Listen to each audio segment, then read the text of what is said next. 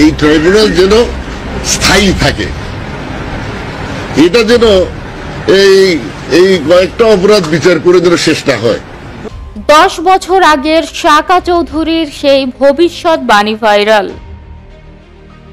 10 বছর আগে আন্তর্জাতিক অপরাধ ট্রাইব্যুনালে রায়ের মাধ্যমে মৃত্যুদণ্ড কার্যকর হওয়া বিএনপির শীর্ষ নেতা সালাউদ্দিন কাদের চৌধুরীর একটি পুরনো বক্তব্য আবারও সমালোচনায় এসেছে সামাজিক যোগাযোগ মাধ্যমে। 2015 সালের নভেম্বর মাসে মানবতা বিরোধী অপরাধে তার ফাঁসি কার্যকর করার পর থেকেই বিচার নিয়ে দেশজুড়ে বিতর্ক চলছিল।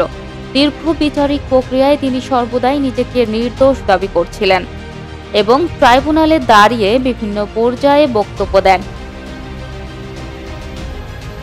সম্প্রতি সাবেক প্রধানমন্ত্রী শেখ হাসিনার বিরুদ্ধে মানবতা বিরোধী অপরাধের মামলায় মৃত্যুদণ্ডের রায় ঘোষণার পর সামাজিক যোগাযোগ মাধ্যমে নতুন করে ঘুরে বেড়াচ্ছে সালাউদ্দিন কাদের চৌধুরীর একটি বক্তব্য। ট্রাইব্যুনালে আত্মপক্ষ সমর্থনের সময় তিনি বিচারকদের উদ্দেশ্যে বলেছিলেন, জজ সাহেব, এই আন্তর্জাতিক অপরাধ ট্রাইব্যুনাল যেন চালু থাকে, এখানে একদিন হাসিনারও বিচার হবে। শেখ হাসিনার রায় ঘোষণার পর অনেকেই তার সেই মন্তব্যকে ভবিষ্যৎবাণীমূলক বলে শেয়ার করেছেন এবং তুলনা করেছেন বর্তমান পরিস্থিতির সঙ্গে। রায়ের পর দেশজুড়ে বিভিন্ন মহলের প্রতিক্রিয়া দেখা গেছে। অনেকেই সামাজিক মাধ্যমে সালাউদ্দিন কাদের চৌধুরীর বক্তব্যকে উদ্ধৃত করে মন্তব্য করেছেন যে এই বক্তব্য বাস্তবে রূপ নিয়েছে।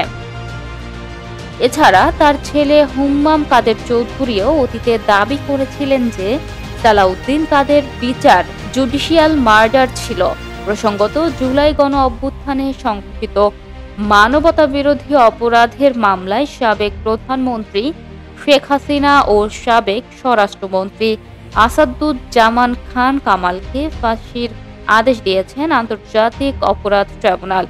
এছাড়া দোষ স্বীকার করে রাজসাক্ষী হয়ে ট্রাইব্যুনালে সাবেক প্রধানমন্ত্রী স্বরাষ্ট্রমন্ত্রীর বিরুদ্ধে সাক্ষ্য দেওয়া সাবেক আইজিপি চৌধুরী আব্দুল্লাহ আল মামুনকে 5 বছর কারাদণ্ড দেওয়া হয়েছে। সোমবার 17 নভেম্বর বিচারপতি গোলাম মর্তুজা মজুমদারের নেতৃত্বাধীন 3 সদস্যের আন্তর্জাতিক অপরাধ ট্রাইব্যুনাল 1 এ রায় ঘোষণা করেন।